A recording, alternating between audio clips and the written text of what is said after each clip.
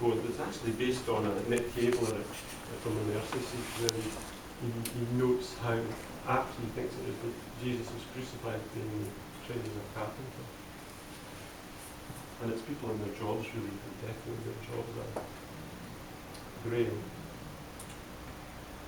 What was his name again, that fisher lad dragged under with his fangled nets? And that the fishes hooked in Philippi. I often wonder if the irony of it all amused him somewhat as he left off from kicking against the dark and drowned. Not, as his mother always feared, to be lost at sea, but found. Tell me you've never seen a hangman hung, nor laughed at the dying tenor topped by his own song, nor stumbled across a baker's corpse rising like dough, nor wept with the weeping ferryman while Charon gummed his coin. Friends, we're all done for by the things we do. If I were a farmer, I'd shrink from the ripening grain.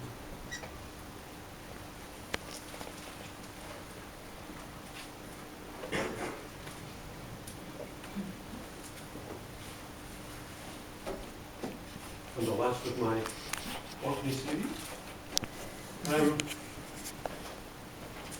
I did a weekend residential in Westray in 2004, in April, and I think the temperature never rose above 4 degrees centigrade in that entire long weekend, and the wind was blowing about 40-50 mile an hour the entire weekend, and all I can remember is hearing the soaking of the wind through the lungs whenever it was working. It was bitterly cold, but the most wonderful place.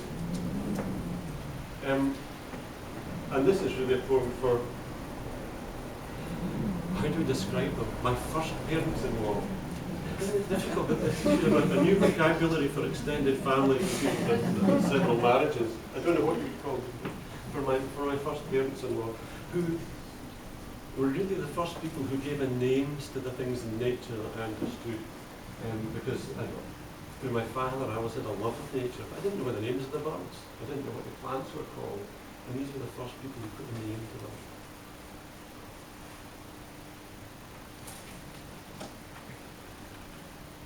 A West Street prayer.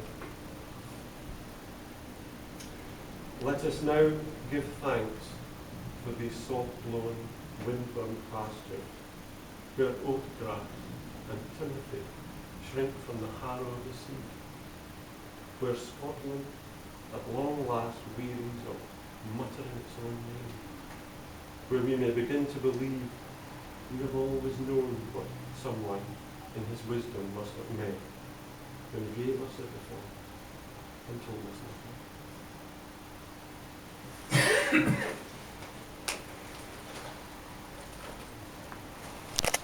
And I'm just going to read one more.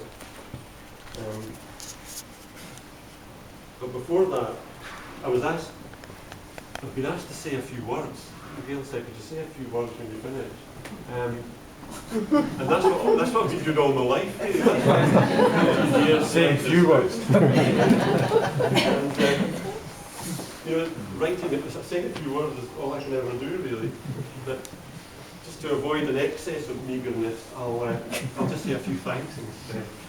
So, I'd really like to thank the Poetry Association of Scotland and Joyce for having me.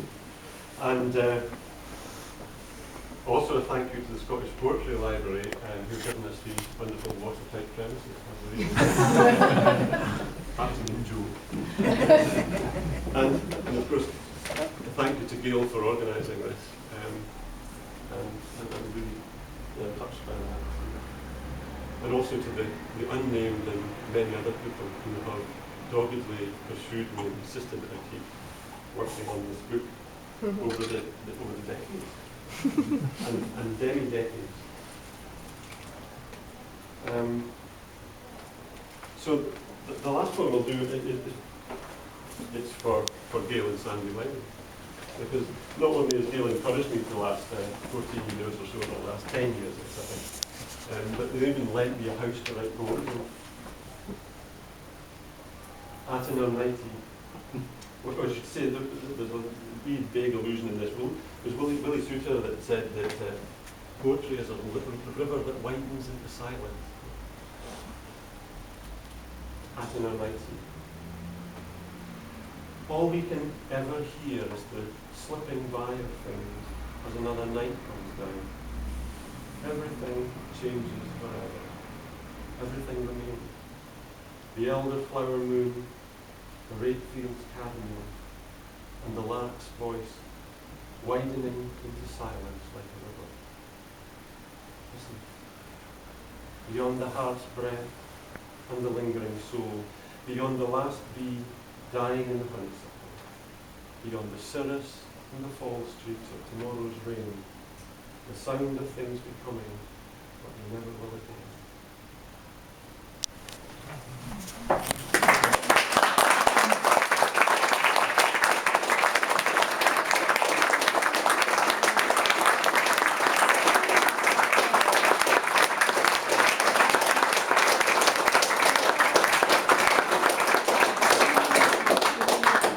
Thanks very much.